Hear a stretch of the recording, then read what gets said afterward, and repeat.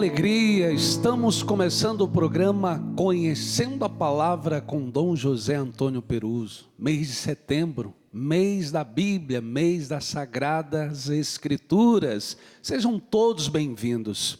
Quero acolher você que nos acompanha em todo o Brasil via satélite, mas também você que nos acompanha pelos canais abertos. Já são mais de 80 canais espalhados em todo o país. Quero acolher você que nos acompanha pelo nosso canal do YouTube, pelo Facebook, pelo nosso aplicativo. Que Deus abençoe a sua vida.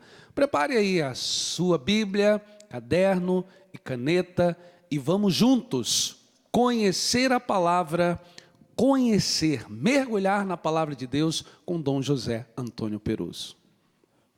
Olá, William. Olá, querido telespectador, telespectadora. Quero saudá-lo com muito grande fraternidade e amabilidade e dizer que me sinto muito à vontade estando aí na sua casa ou em outro ambiente. Já faz um tempo, alguns anos já, que eu conhecendo a palavra está no ar, nem sei dizer, sabe, William? Já estamos indo para 3 anos, né? 3 anos. O tempo corre veloz, hein? Mas eu quero saudá-lo, querido irmão, querida irmã, quero saudar a você, William, os nossos músicos. Hoje estamos órfãos da Joelma. Ela fez uma cirurgia das cordas vocais. E eles aí também estão se tornando exigentes, agora querem também eles experimentar uma cirurgiazinha, tudo para folgar. Mesmo assim, eles são muito bons. Quero saudá-los, meninos, também toda a equipe aqui de retaguarda, equipe técnica. E vamos retomar... Temos a Tere também, né, Dom Peruso? Tere. Isso, olha lá. Tere. Está ótimo, está lá. Bem, minha gente, Lázaro ainda não saiu da tumba. Temos que vê-lo sair daquela casa da morte, porque o evangelista quer que o leitor compreenda este grande sinal. Da outra vez, vou lhe recordar. Da outra vez, nós terminamos lá pelo capítulo 11, versículos 32 ou 33. O tempo era limitado, quase todo o capítulo 11, quase não, todo o capítulo 11 ele se ocupa com Lázaro, Jesus, Lázaro, o sentido daquele feito admirável e... Queria eu tentar mostrar a você, leitor, telespectador, que crê, queria lhe mostrar o quanto o evangelista pretende que nós, leitores de qualquer tempo e época, participemos, não de um espetáculo miraculoso, olha, alguém que sai da tumba, que sai do túmulo, é um milagre maior do que qualquer outra, maior do que qualquer outro que a imaginação possa, de alguma maneira, fazer aflorar. É algo absolutamente acima de qualquer potência humana, vencer a morte. Mas o evangelista não pretende, leitor amigo, telespectador amigo, amiga, que nós nos fixemos perplexos e maravilhados ante um grande milagre, mas onde a vitória sobre a morte pode ser alcançada, com quem e por quais caminhos. Não foi um benefício a Lázaro, apenas e tão somente. É um caminho que se abre para todo o discípulo que quer crer. Então, vamos retomar. Vamos contextualizar. Uma vez mais, já podem aqui, por favor, contextualizar. Queira, por favor, retroceder um pouco. Isto, onde estava antes, por favor, na tela anterior. Isto. João 11, 17 e 44. Fomos até o 32 a 33, com alguma pressa, inclusive. E agora nós vamos, para compreender tudo isso, é preciso que antes retomemos a leitura, se não todo o capítulo 11, a partir do versículo... Tínhamos combinado, William, há pouco, não 32. Telespectador, queira acompanhar aí na sua Bíblia, João 11, versículo 32. Ao começar o William a leitura, nós já nos situaremos. Pode seguir, meninão. Chegando ao lugar onde Jesus estava, Maria, vendo, prostrou-se aos seus pés e lhe disse: Senhor, se estivesses aqui, meu irmão não teria morrido. Quando Jesus a viu chorar e também os judeus que acompanhavam, comoveu-se interiormente e ficou conturbado. E perguntou: Onde o colocastes? Responderam: Senhor, vem e vê. Jesus chorou. Diziam então os judeus: Vede como ele o amava. Alguns deles disseram: Este que abriu os olhos do cego não poderia ter feito com que ele não morresse? Comoveu-se de novo Jesus e dirigiu-se ao sepulcro. Era uma gruta com uma pedra sobreposta. Disse Jesus: Retirai a pedra. Marta, a irmã do morto, disse-lhe: Senhor, já cheira mal, é o 4º dia. Disse-lhe Jesus: Não te disse que, se creres, verás a glória de Deus? Retiraram então a pedra. Jesus ergueu os olhos para o alto e disse: Pai, dou-te graças porque me ouvistes. Eu sabia que sempre me ouves, mas digo isso por causa da multidão que me rodeia, para que creiam que me enviastes. Tendo dito isso, gritou em alta voz: Lázaro, vem para fora. O morto saiu com os pés e mãos enfaixadas e com o rosto recoberto com sudário. Jesus lhe disse: Desatai-o e deixai-o ir. Ótimo. Telespectador amigo, telespectadora, é o terceiro ou o 4º programa, não recordo bem, William. Talvez o 4º sobre a ressurreição de Lázaro. Este é o último sinal. Caramba, que demora. Se quisermos apenas admirar o milagre, num encontro só, já é suficiente. Se quisermos compreender o evangelista e o que ele pretende, é preciso que caminhemos com vagar e com atenção. E agora vamos então ao contexto, por favor. É por isso que você pode ler aqui, já esteve presente também nos outros programas, mas temos nos anteriores, quando falávamos do capítulo 11, mas precisamos retomar. O capítulo 11, telespectador, é o ponto culminante da revelação de Jesus. Opa! Não é apenas um grande, o maior de todos os milagres. É o ponto mais elevado da revelação de Jesus. Tirar alguém da casa da morte é um sinal absolutamente extraordinário. É o último dos 7 sinais.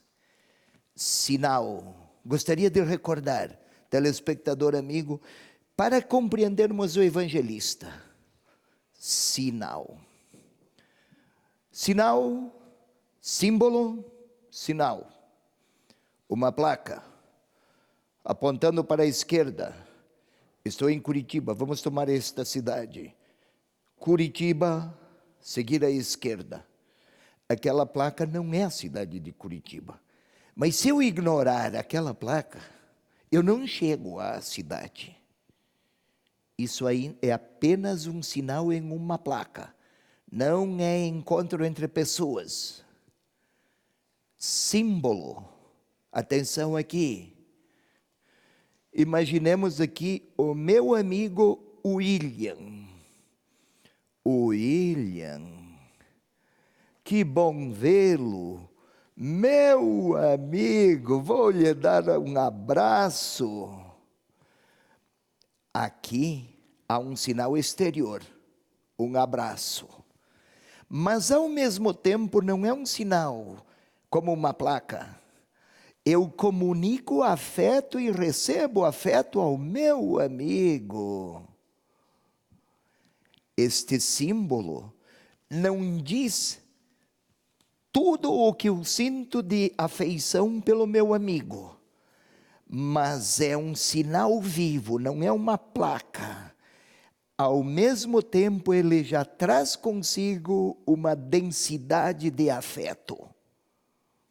Não é a totalidade dos afetos, mas já traz consigo uma linguagem afetuosa, vivida, experimentada, sentida. Agora eu volto aqui. Até perdi a minha. Ela caiu, está aqui. Jesus, ao chamar Lázaro de volta à vida, este é o último dos 7 sinais. Poderíamos colocar, na linguagem de João, o último dos 7 símbolos. Não é um sinal exterior, algo sem vitalidade. É um sinal vivo. As pessoas viram. Lázaro, que estava na casa da morte porque morrera, sai de lá vivo. Não ressuscitado no sentido teológico de ressurreição. Mas qual é o alcance deste símbolo? O de Lázaro que sai da tumba. Que diante de Jesus, aquele pequeno sinal, ou aquele símbolo, Lázaro sai da tumba, aponta para uma verdade ainda maior do que aquele sinal. Que Jesus é soberano sobre toda a forma de morte que se impõe a tiranizar o destino humano. Não esqueçamos disso, querido telespectador, querida telespectadora. Senão nós ficaríamos aí a admirar um milagre e depois que nos acostumarmos, vamos precisar de um outro milagre ainda mais espetacular. Isso não é fé. O evangelista pretende que o leitor passe a crer em Jesus Cristo, não que passe a buscar milagres em Jesus Cristo. Eu estou me demorando hoje nessa temática, porque aqui é conhecendo a palavra, queremos conhecer a palavra, não conhecer o milagre. Queremos conhecer o símbolo, não apenas um sinalzinho. Agora podemos passar ao outro, por favor, ao outro. Este sinal, ou símbolo, é o maior de todos os símbolos que encontramos no Evangelho de João. O primeiro, água que foi transformada em vinho. O segundo, o filho do funcionário real que voltou à vida, estava doente, que voltou, que recuperou-se. O terceiro, o paralítico que estava à beira da piscina, havia 38 anos. O quarto, a multidão que estava com fome e Jesus operou lá grande multiplicação dos pães. O quinto, Jesus que caminhou sobre as águas. São todos símbolos. São verdades vividas, percebidas, absorvidas, digamos assim, assimiladas.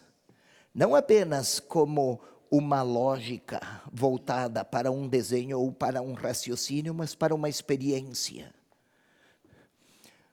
O outro, o penúltimo sinal, foi o cego de nascença. Nascera cego, passa a ver. E agora, até a morte se tornou pequena ante a grandeza de vida que o Senhor quer oferecer. Estes sinais, o evangelista não quer se limitar a uma simples revitalização no caso de Lázaro, que era a revitalização.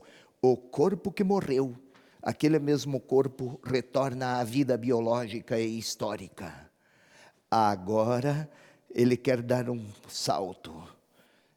a vitória de Jesus sobre qualquer forma de morte. Não é essa apenas que domina o corpo. Sigamos. E isso pode passar agora ainda. Estamos ainda a falar. Estou me demorando, eu sei. Mas precisamos recuperar.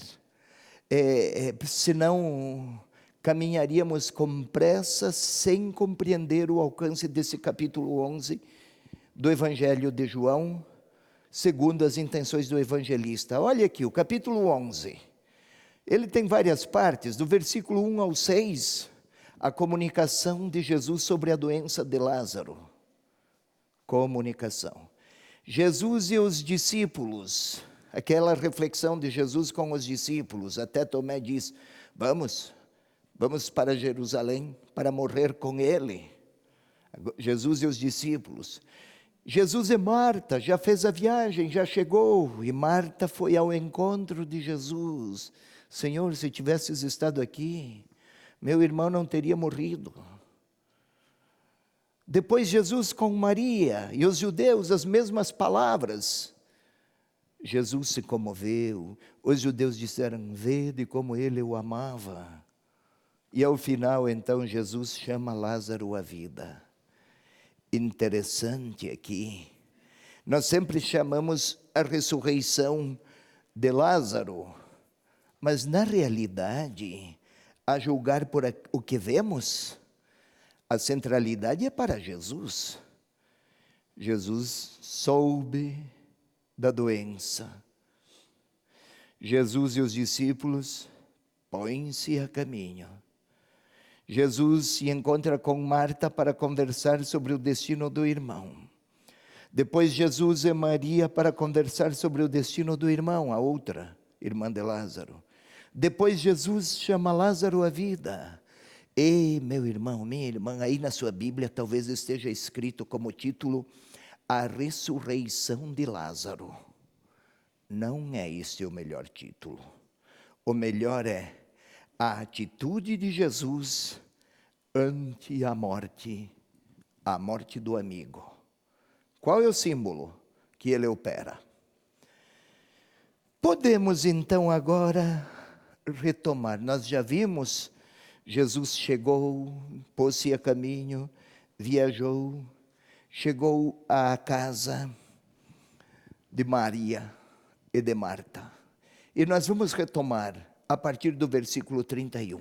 Por favor, pode ler então, William, somente agora. Eu sei que eu demorei. Eu sei que você queria, estava aí inquieto. E quando é que eu vou aparecer? Vai aparecer agora, William. Pode ler então. 11:31. Vamos agradar o William, o nosso garotão. Por favor, trabalhe, menino. 11:31. Isso. Quando os judeus que estavam na casa com Maria, consolando-a, viram-a levantar-se rapidamente e sair, acompanharam-na, julgando que fosse ao sepulcro para ir chorar. Ou seja, vamos parte por parte agora.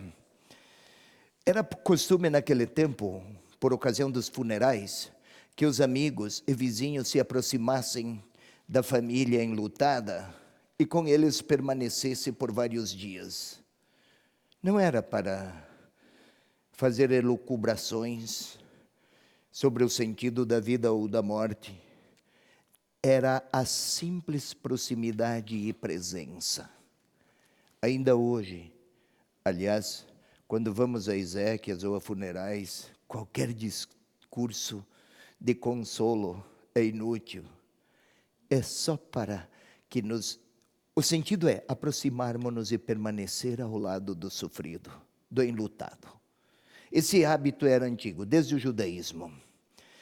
Bem, quando os judeus que estavam na casa, consolando-a, viram-na levantar-se, acompanharam-na, julgando que fosse ao sepulcro. Ou seja, estavam absortos na perspectiva da dor e do fim. Como que se o sepulcro chamasse Maria, para ela contemplar a tragédia e o fim, o término e o vazio, e a realidade implacável da morte. O que esperam é que ela vá lá prantear-se. Bom, eles queriam acompanhar Maria, solidários com a morte, e vão até lá. O evangelista quer que o leitor perceba. Eles vão com ela até lá, para que também eles percebam a vitória de Jesus como dom para a vida. A intenção imediata, acompanhar Maria, mas o cenário que o evangelista prepara é para que vejam a vitória que está para vir, está para chegar. Passo seguinte, 32, meninão, vai lá. Chegando ao lugar onde Jesus estava, Maria, vendo, prostrou-se aos seus pés e lhe disse: Senhor, se estivesses aqui, meu irmão não teria morrido. Chegando ao lugar onde Jesus estava, os amigos pensavam que Maria ia até o sepulcro. Ela foi até Jesus. Vendo-o, prostrou-se. Prostrar-se, aqui tem um sentido, lançar-se aos pés, é uma expressão, é um sinal de fé. Não sabe o que dizer, mas se curva diante de Jesus é porque tem alguma esperança. Não sabe como pronunciar, pronuncia a sua dor. Senhor, se estivesses aqui, meu irmão não teria morrido. Ela repete as mesmas palavras de Marta, sua irmã. Entretanto, meu irmão.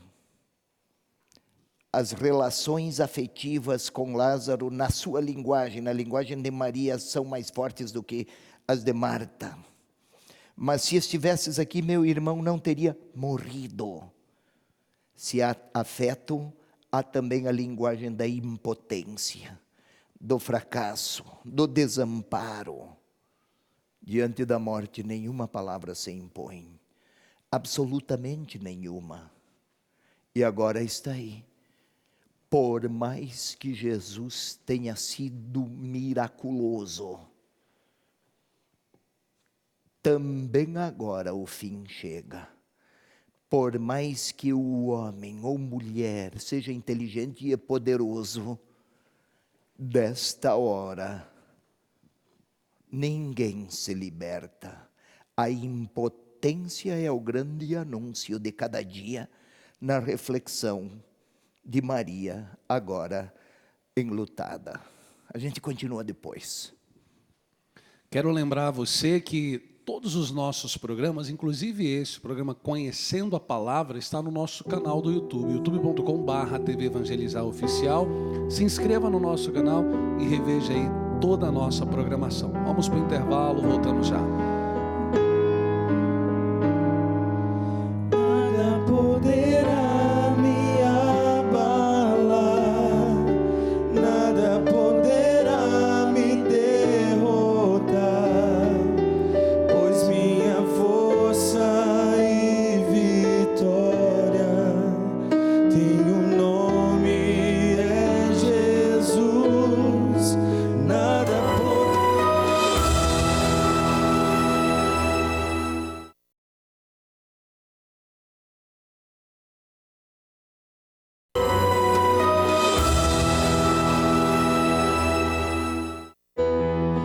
Nada poderá me abalar, nada poderá me derrotar, pois minha força e vitória tem um nome, é Jesus. Nada poderá me abalar, nada poderá me derrotar, pois minha força e vitória é Jesus. Estamos de volta para o segundo bloco do programa Conhecendo a Palavra com Dom José Antônio Peruso, arcebispo aqui da Arquidiocese de Curitiba. A nossa saudação a Tatiana Carneiro, de Jaguaribe, estado do Ceará. A Graça Duarte, de Belo Horizonte, Minas Gerais. O William Pimentel, nos acompanhando do Rio de Janeiro. A Maria da Piedade, não colocou aqui a cidade, mas diz: Dom Perus, é uma alegria, seja bem-vindo à minha casa. E a Ângela Silva nos acompanhando de Itaperuçu, no estado do Maranhão. Maranhão, Itaperuçu? Itaperuçu. Itaperuçu, Jaguaribe. Isso. Belo Horizonte. Ótimo. Alguém lá do Rio também, não é? Rio de Janeiro, William Pimentel. O William. Opa, é um seu xará? Isso. Ótimo. A vocês todos, muito obrigado pela sua partilha de fé. Vamos dizer, é por causa da palavra. Não há outro motivo. Poderíamos falar de simpatias, de charme, mas charme é com o William. Mas tanto o William, quanto eu, quantos músicos, quantos técnicos, é por causa da palavra. E também você, palavra viva. É como uma carta. A jovem, quando recebe uma carta do seu amado, beija. Também aqui, como se Deus se Deus quisesse manter-se próximo a nós, mediante a linguagem da palavra. Ternura de Deus que se tornou letra. Eu gosto de definir assim a Escritura, a palavra de Deus. Ternura de Deus que se tornou letra. Voltemos, meninos, meninas, aqui. Agora, versículo 33. William, você pode ler, por favor? Sim. Quando Jesus a viu chorar, e também os judeus que acompanhavam, comoveu-se interiormente e ficou conturbado. É impressionante que o evangelista, o autor do quarto evangelho, não muito se ocupa em apresentar as emoções de Jesus. Muito pouco. Mas aqui no capítulo 11, várias vezes, aqui esta palavra, o que foi traduzido por comoveu-se, o verbo grego quer dizer alguém que está profundamente abalado com o que vê, mas se contém, freia, não chora, não se revolta, não perde a compostura, mas está interiormente ferido. Quando Jesus a viu chorar, e também os judeus que a acompanhavam, comoveu-se interiormente, agitou-se, sofreu. Dói no Filho de Deus a dor daqueles que ele está em busca.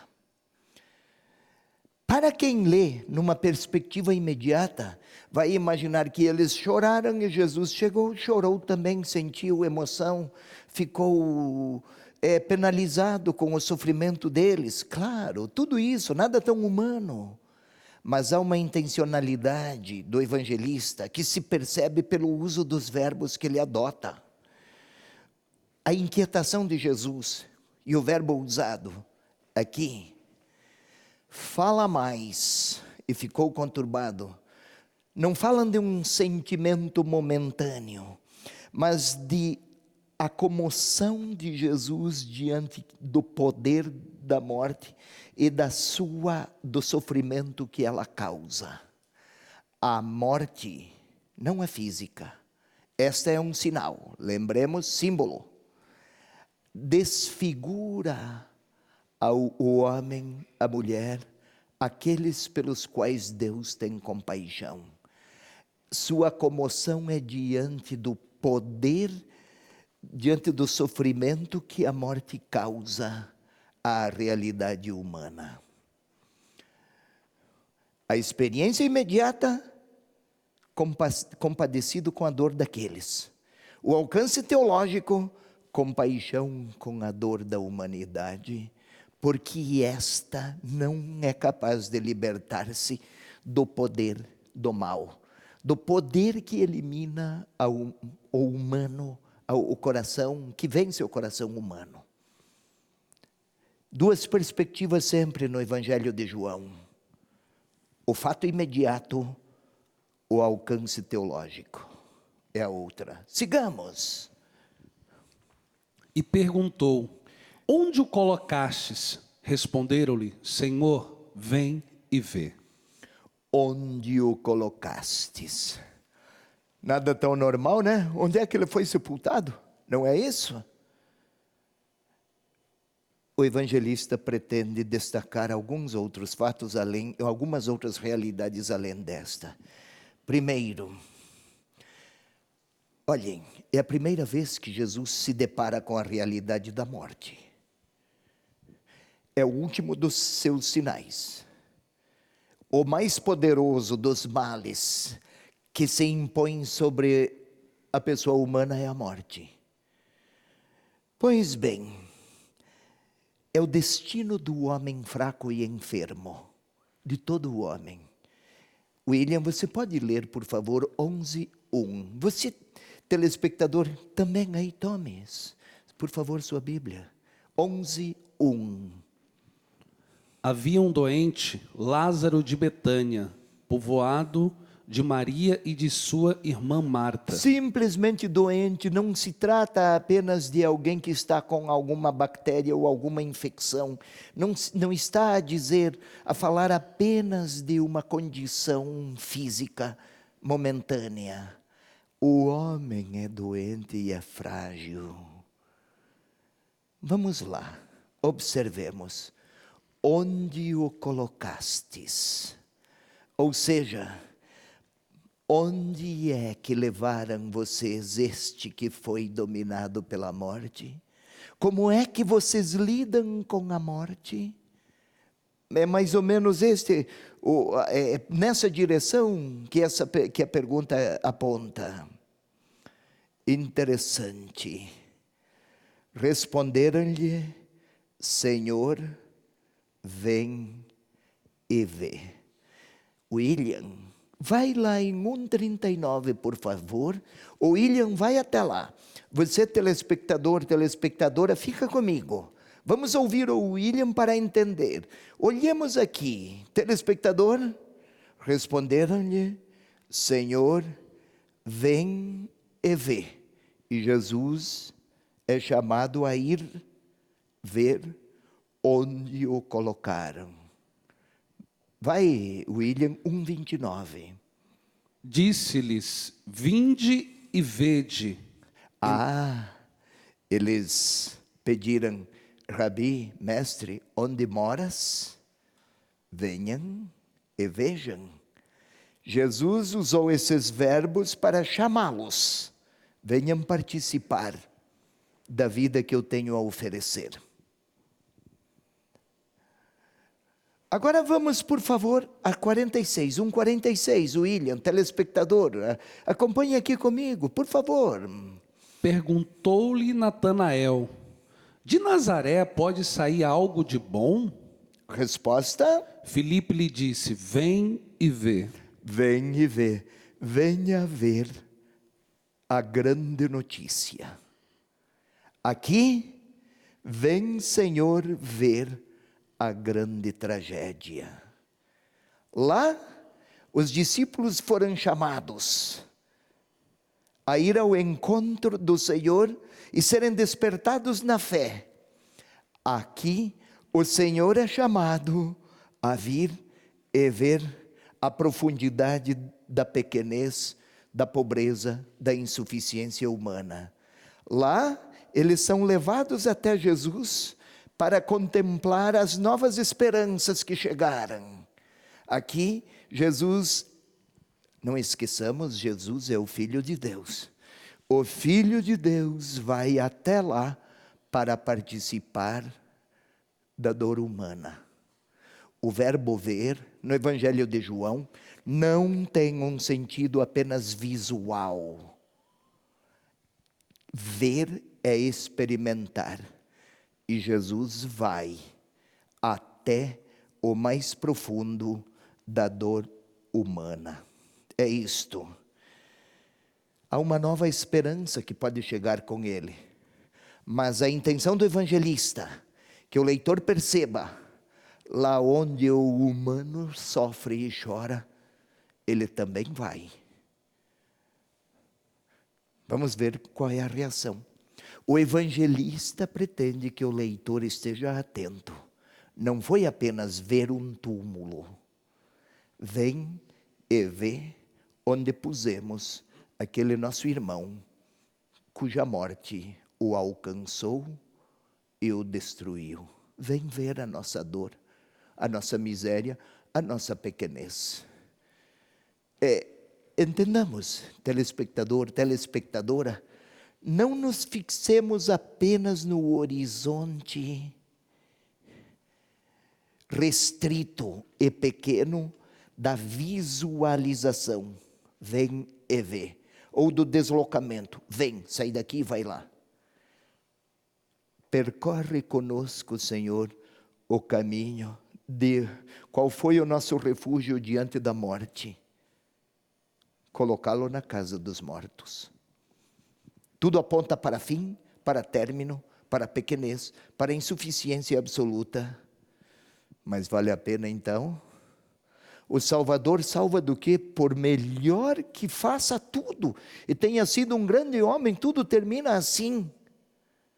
É uma pergunta antiga, desde o Antigo Testamento.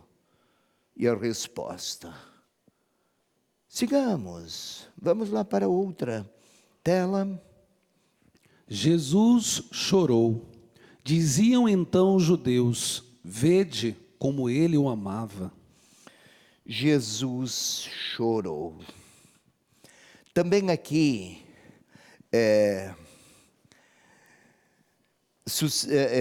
surgem muitos interrogativos, e na narrativa no horizonte mais simplório dos acontecimentos narrados, parece que Jesus foi a um túmulo. Chegou lá, chorou. E foi, e chegou lá, e provavelmente chorou. O seu amigo morrera. Ótimo. É isso que o evangelista pretende que o leitor perceba? Bem mais do que isso. Jesus chorou. Aqui em português está escrito chorou. Mas o verbo usado pelo evangelista é a primeira e única vez. É a primeira vez, não sei dizer, talvez eu erre em dizer que é única, mas é a primeira vez que o evangelista usa um verbo grego que não precisa aqui mencionar. Há dois verbos para chorar. Existe o choro de quem lamenta-se, de quem por algum ferimento ou por uma desgraça lamenta-se dramaticamente. Chega à soleira do desespero. É um tipo de verbo. Este usado aqui é: Jesus verteu lágrimas, sem gritos, sem lamúrias, sem desesperos. Doeu no Senhor. A partida de Lázaro? Vamos observar. Parece, pelo versículo 36, vede como ele o amava. Parece que Jesus chorou porque amava Lázaro. Sim. Mas o evangelista pretende ir mais além. Ele escreveu: Jesus chorou porque a morte tiranizou o amigo. Não porque perdeu, porque a morte tiraniza todos os amigos de Jesus até então, até agora. Até Jesus a humanidade era pobre para vencer este drama. E o evangelista pretende que o leitor perceba as lágrimas do Senhor para além do amigo, que se fora é pela pobreza humana. um Deus solidário com a humanidade. William, você pode ir até 1:14, João 1:14, por favor. O William vai até lá, você telespectador, fica aí, com a página diante dos olhos, o versículo 36, 11, 35 e 36, você, ele, 1:14. O que tem lá, William? E o Verbo se fez carne e habitou entre nós. Estou retomando esse texto. E o Verbo, palavra, pessoa, o Filho de Deus, vestiu-se de humanidade. De novo, não é que habitou entre nós como se fosse uma morada, uma casa, um endereço. Estabeleceu sua tenda entre nós. Está em caminho conosco. Aqui, o Verbo de Deus se fez carne e veio chorar conosco face à miséria, a tragédia da morte que nos impõe um fracasso. Por mais que tenhamos tido sucesso na vida, qualquer homem, ainda que bem-sucedido, homem ou mulher, essa realidade chega. Ele se vestiu de humanidade e veio participar dos nossos passos. A dor de Jesus, então, expressa o seu amor pelo homem, pela humanidade. Claro, havia carinho por Lázaro, sim. Mas é linguagem singular para referir um amor universal. Sigamos, por favor, 11:37, William. Alguns deles disseram: esse que abriu os olhos do cego, não poderia ter feito com que ele não morresse? Nossa, Jesus chorou, 35. Aliás, o versículo 35, você pode ler, William, esqueci, só um detalhezinho, uma curiosidade. Versículo 35, o que tem lá? Jesus chorou. Logo a seguir? Diziam então os judeus: vede como ele o amava. Olha, meu irmão, minha irmã, só uma curiosidade.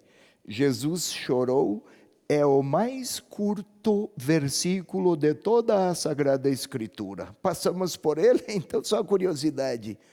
Interessante, é pequeno, 2 palavras, mas no sentido, ele mergulhou na dor humana, é grande no sentido. Nada é tão humano quanto o limite e a dor. E ei-lo aí, no mais breve dos versículos, associá-lo na mais profunda das experiências dramáticas do homem, da humanidade. Agora voltemos ao 37. Se uns constatavam, vede como ele o amava, outros sempre tinha destes. Você pode ler, William? Alguns deles disseram: esse que abriu os olhos do cego, não poderia ter feito com que ele não morresse?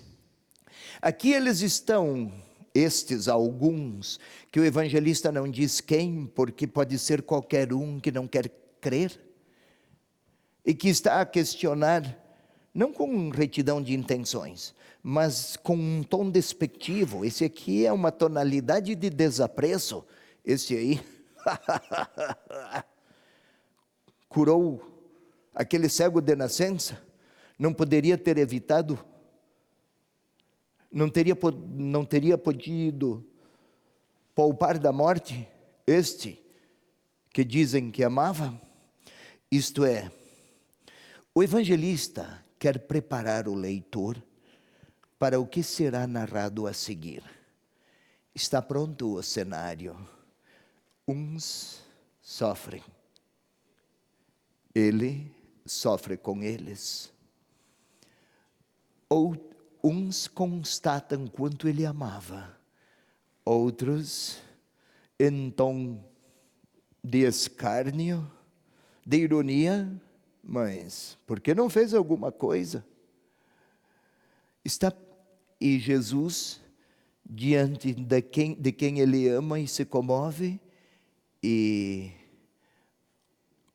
a tumba de Lázaro diante dos olhos.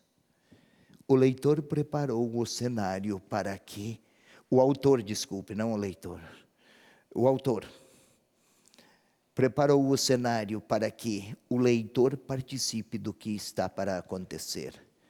É importante que não se leia com pressa, que cada verbo, que cada substantivo aí seja, além de lido, também imaginado, como se fosse um cenário aqui. O que vai acontecer? Observemos o versículo seguinte. Comoveu-se de novo Jesus e dirigiu-se ao sepulcro.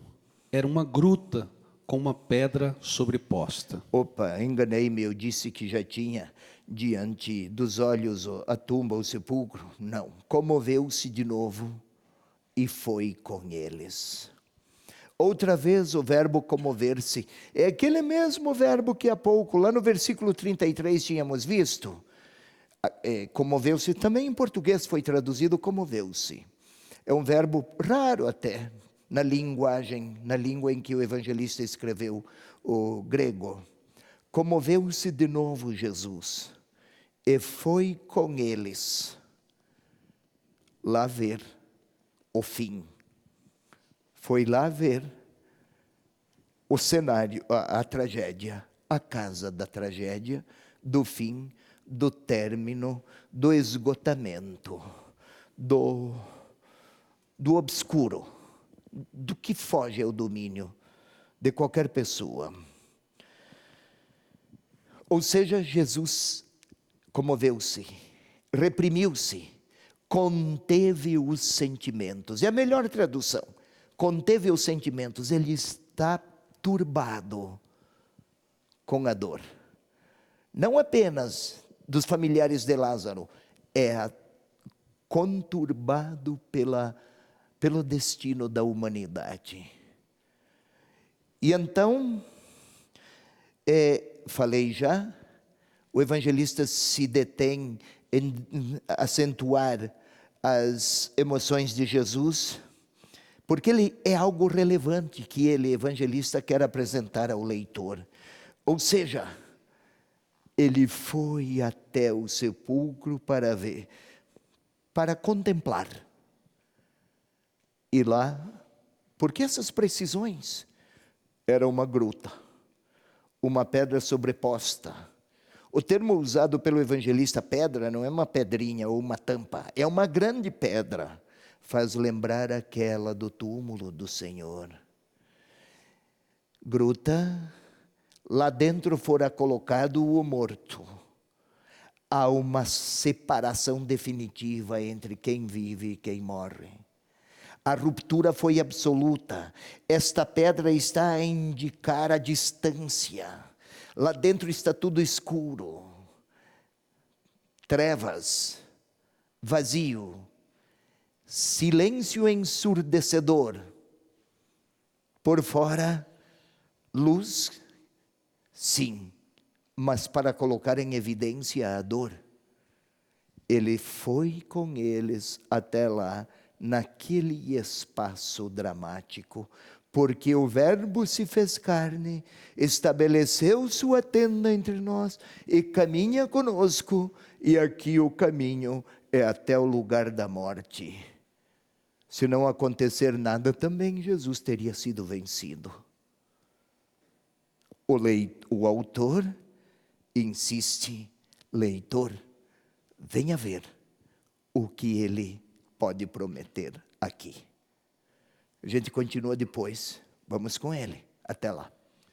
Eu quero agradecer a você que ajuda essa obra de evangelização todos os meses com a sua contribuição. Muito obrigado.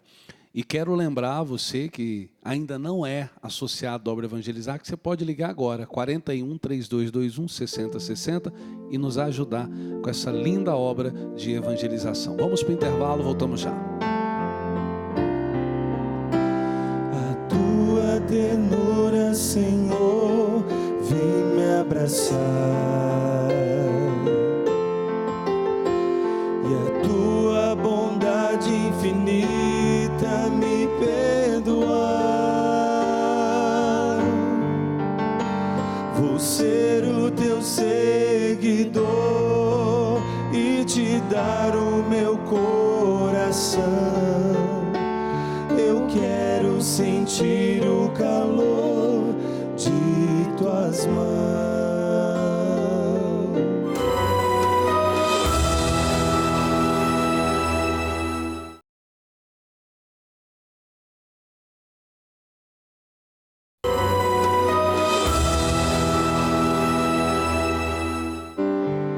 Quem me segurou foi Deus com o seu amor de Pai.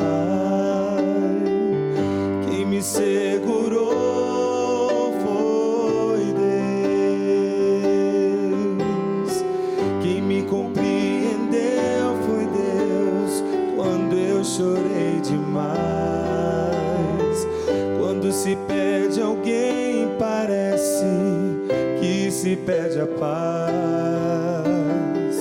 Ele também chorou quando Lázaro morreu e se compadeceu.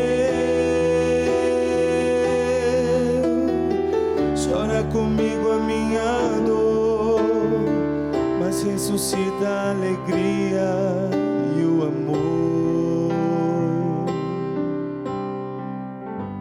Estamos de volta para o terceiro e último bloco do programa Conhecendo a Palavra com Dom José Antônio Peruso. Grande abraço para Dina Leite, ela que está nos acompanhando de Maringá, Joana Dark, Caruaru, Pernambuco, a Olgaci de Ribeirópolis, Sergipe, a Ana Maria de Fortaleza, Tatiane de Curitiba. Ribeirópolis, Caruaru, vamos lá para a festa de São João, ano que vem, né, William? Isso. Quem sabe? Nunca estive lá, mas por isso tenho que ir. Homenagear São João, evidentemente. Mas vamos seguir. Antes eu gostaria de agradecer esses nossos rapazes. Bela esta canção de há pouco, cantada, entoada há pouco. Quem me segurou foi Deus, quando a dor foi demais. É impressionante, esses jovens. Não temos a Joelma, mas hoje temos aqui os três. Para cada tema sempre tem algum cântico disponível. Esses rapazes são grandes colaboradores. Vocês não imaginam quanto há de doação, de apreço pela causa da evangelização. Você não pode ver, telespectador, mas a gente aqui, quando eu venho, eu vejo. Vem e vê, venho e vejo. É muito grande a afeição que eles nutrem pela causa evangelizadora. Outra vez, muito obrigado, meninos. Mas retomemos. Outra vez, leiamos, William, você, por favor, 11:38, você também, vamos retomar, telespectador, vamos lá, releia. Comoveu-se de novo Jesus e dirigiu-se ao sepulcro. Era uma gruta com uma pedra sobreposta. Ou eu não dissera, no quadro anterior, era uma gruta com uma pedra sobreposta, eu tinha parado aqui, o caráter definitivo. Separação, ruptura, nada mais a fazer. Todas as esperanças foram esgotadas. Parece que a dor foi demais, como eles cantavam, e o Pai, quem me segurou foi o Pai.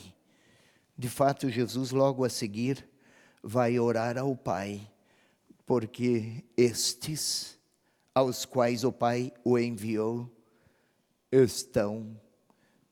deparam-se com o final trágico. Observemos aqui 39, o versículo seguinte agora, por novo, William, você pode ler, telespectador acompanhe, ou na sua Bíblia, ou aqui, mas acompanhe, por favor, vamos lá. Disse Jesus: retirai a pedra. Marta, a irmã do morto, disse-lhe: Senhor, já cheira mal, é o 4º dia.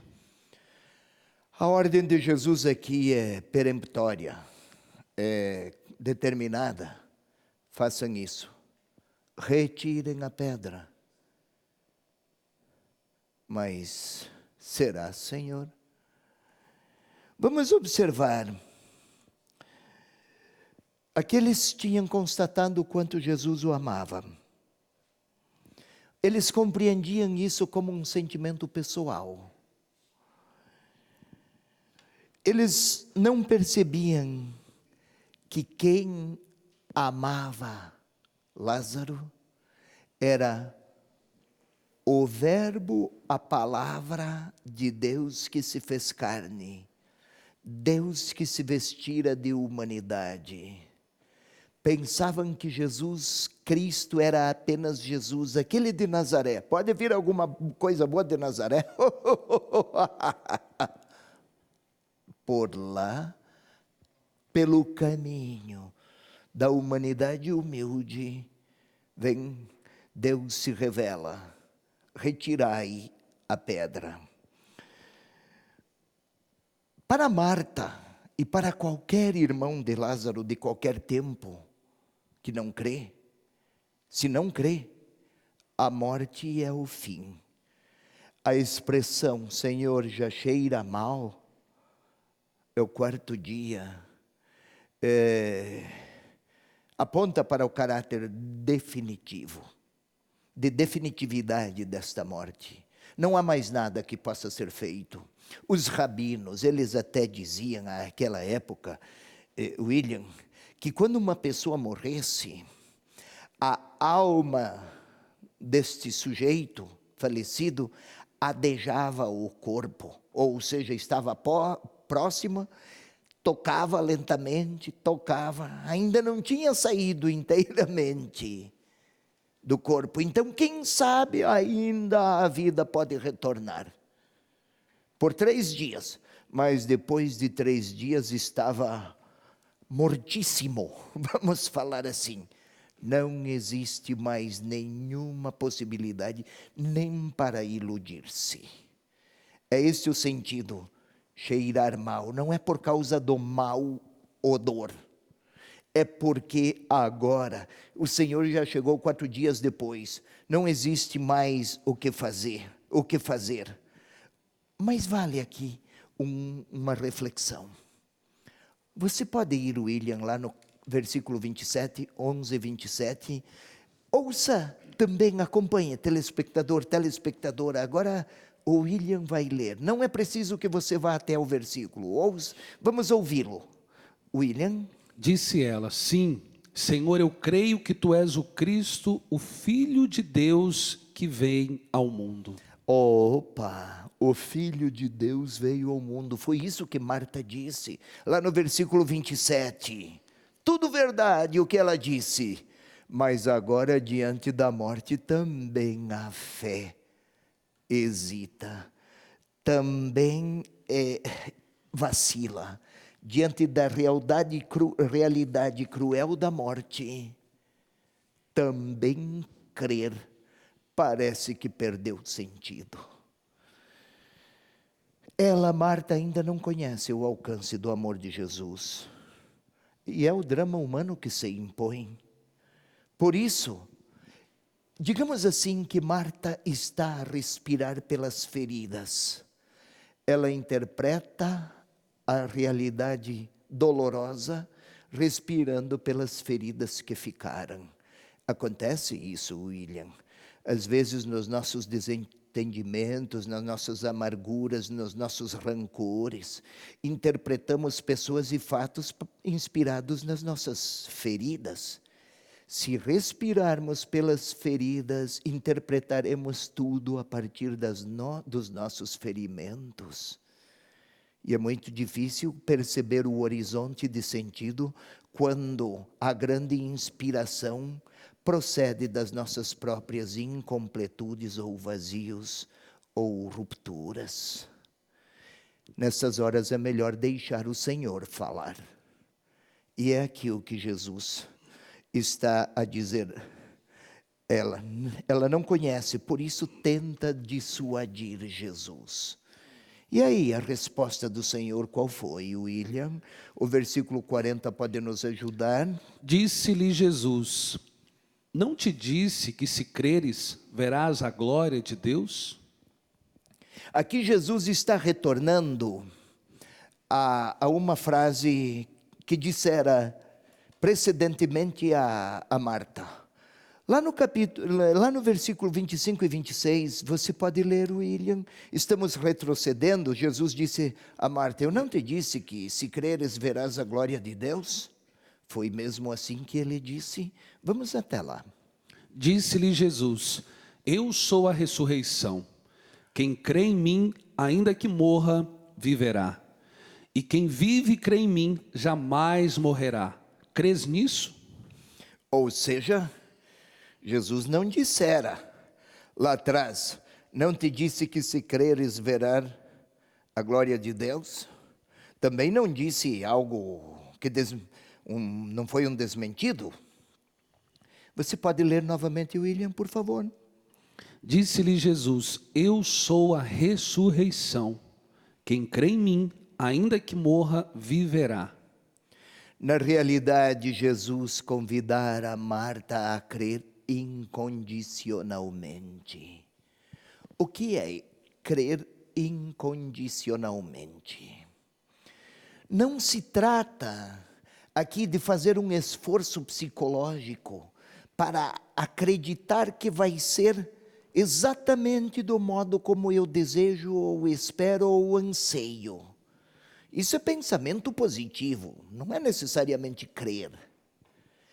Crer é confiar. Eu não sei como vai terminar, mas eu sei que o Senhor está a cuidar de mim. Não é programar o resultado final, mas é abandonar-se confiadamente na providência de alguém que, além de ser filho de Deus, me ama.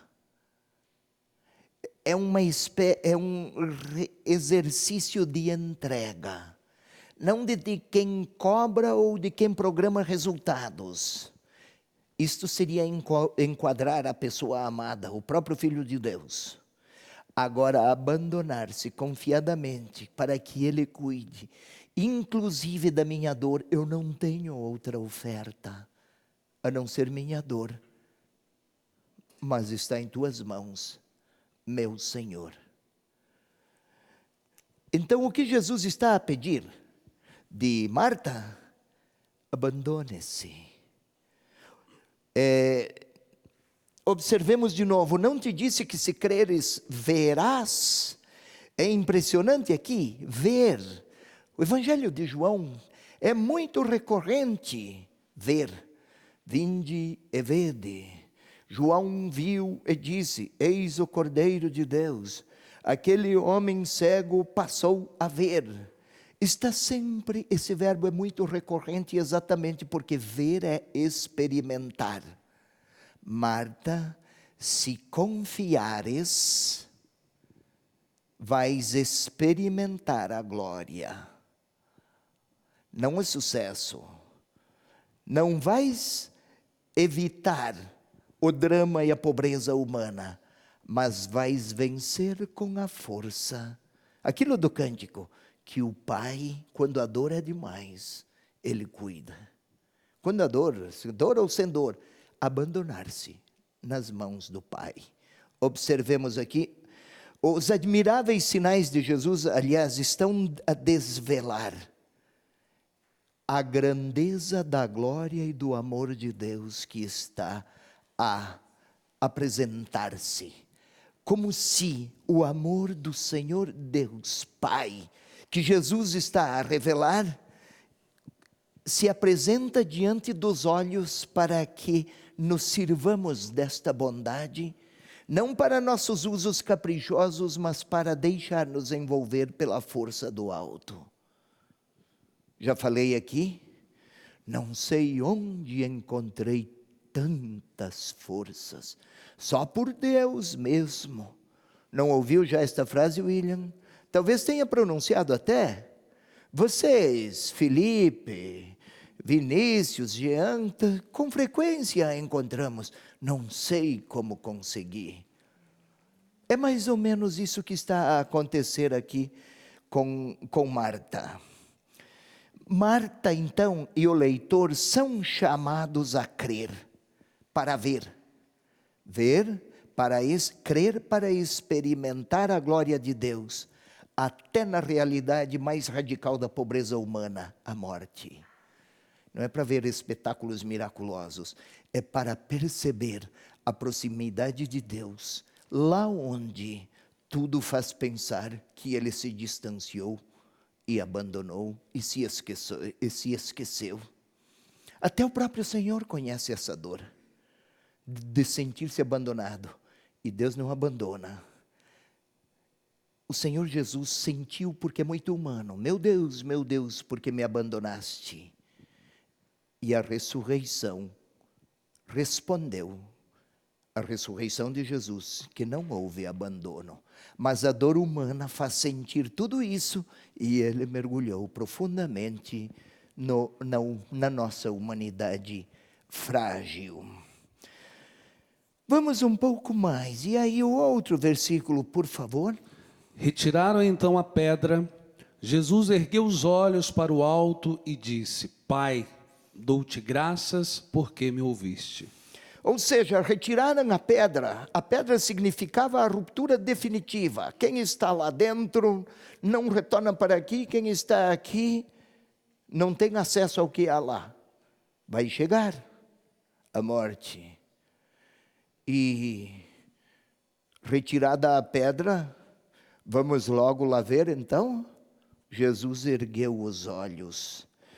Ou seja, lá onde parecia que a existência tinha chegado ao seu ponto final, Jesus ergueu os olhos. É a primeira vez que vemos Jesus a orar em discurso direto. Isto é a primeira vez Jesus, no Evangelho de João, na multiplicação dos pães, ergueu os olhos, deu graças, noticia que Jesus orou. Aqui apresenta o que foi que ele orou. Pai, dou-te graças, agradeço-te, porque me ouviste. Não está a pedir, Pai, vem fazer um milagre porque aqui estou em apuros. Não é isso. Ou seja, na tradição judaica, dá-se graça a Deus por muitos motivos. Mas aqui, ele agradece porque Jesus e o Pai vivem numa admirável e única unidade. Fala da distinção, Pai e Jesus, mas mais do que a distinção, salienta a unidade. Por exemplo, nós poderíamos lá em 3,32, você pode ler lá, William, por favor? O Pai ouve. Na tradição judaica, se fala que Deus ouve a súplica do justo. Mas aqui não se trata de súplicas, mas de unidade. Aliás, Pai, eu te dou graças. Sabe como é o verbo grego aqui? Pai, eu eucaristeo. Pai, eu expresso-me eucarístico. Para dizer, para agradecer. O que tem lá em 3,32, por favor? Dá testemunho do que viu e ouviu, mas ninguém acolhe seu testemunho. Jesus dá testemunho do que ele viu e do que ouviu, mas não acolhem o seu testemunho. Porém, aqui a oração de Jesus, o que pretende com isso? A oração de Jesus não é para pedir que aconteça um milagre, ele não precisa pedir isso, mas ele agradece, porque a unidade do Pai e do Filho se voltam para a humanidade ferida. E então vamos ao versículo 42 para que compreendamos o 41. Por favor. Eu sabia que sempre me ouves, mas digo isso por causa da multidão que me rodeia, para que creiam que me enviastes. Ou seja, o evangelista aqui quer mostrar ao leitor que Jesus tem consciência da sua relação com o Pai, William, você está pronto? Está Sim. acordado? Sim. 10h30, por favor. Ele vai até lá, você, telespectador, acompanhe comigo. Isto é, na perspectiva da espiritualidade judaica, já falei, Deus ouve a oração dos que o temem, mas agora de maneira muito mais absoluta. Qual é o motivo desta consciência de Jesus, de que o Pai o ouve? É verdade que a oração é em favor de Lázaro e daquela família, mas a grande meta é que creiam. Ou seja, por causa da multidão que me rodeia, para que creiam. Crer é mais importante do que fazer o milagre. Jesus vai fazer o milagre para que creiam. Mas não é o milagre a grande meta. E naquilo que Jesus fizer, vai aparecer que nele o Pai age. Então, o que ele quer fazer? Na ressurreição de Lázaro. Pretende o evangelista mostrar ao seu leitor que em Jesus Deus age, e se o seguirmos e nele crermos, não vamos ficar sem a tumba, sem o sepulcro, mas a vida é maior do que todo o poder que possa emanar da tumba, do sepulcro ou da morte. Por favor, 10:38, William. Eu e o Pai somos um. E depois 38. Mas se as faço, mesmo que não acrediteis em mim, credes nas obras a fim de reconhecer de uma vez que o Pai está em mim e eu no Pai. Não é que Jesus, então, essa unidade de Jesus com o Pai, não é que Jesus precise orar para que o Pai atenda, mas é para que os presentes percebam que Ele é o enviado de Deus. A grande resposta de Deus para qualquer forma de dor humana, qual é? Tem nome, é uma pessoa, é Jesus Cristo. O evangelista pretende que o leitor compreenda assim. Não é admirar o milagre sobre aquele homem sepultado e o maravilhamento dos outros, vendo que ele voltou a viver. Mais tarde Lázaro morreu, aqui é inexorável isso, mas a vida não termina na morte. O evangelista quer que o leitor perceba, e isto acontece porque Deus veio participar dos passos humanos. O versículo 43, o que tem lá, William? Tendo dito isso, gritou em alta voz: Lázaro, vem para fora. Gritou em alta voz. Não pretende o evangelista falar que Jesus aí, o volume, falou numa voz volumosa, com não sei quantos decibéis. Não é isso que ele quer destacar. O que pretende? A expressão usada por Jesus, pelo evangelista, gritou em alta voz. O verbo aqui, gritar, é para evidenciar a dramaticidade do evento. Ou seja, é para dizer de maneira solene que agora, com Jesus e sua voz e sua palavra, a morte perdeu sua autoridade. É a maior revelação acerca de quem é Jesus apresentada até agora. Depois aquela outra, absoluta, será lá na cruz, a exaltação, na linguagem de João. Todavia, aqui, é exatamente isso que pretende afirmar de maneira solene. Lázaro, vem para fora. O Lázaro revitalizou-se, foi revitalizado. O evangelista o que pretende? Que o leitor compreenda, mais do que um espetáculo admirável, é que é a solenidade, digamos assim, de um momento excepcional. A morte já não tem. Ela que tem a maior autoridade sobre o destino humano, com Jesus entre nós. O Verbo se fez carne e veio estabelecer sua tenda entre nós, até a morte perde a sua autoridade. Vai prevalecer para quem crer a autoridade de Deus. William? Estamos chegando ao final do nosso programa. Obrigado, Dom Peruso, obrigado a toda a equipe, obrigado a você que acompanhou esse programa. Mergulhe na palavra de Deus.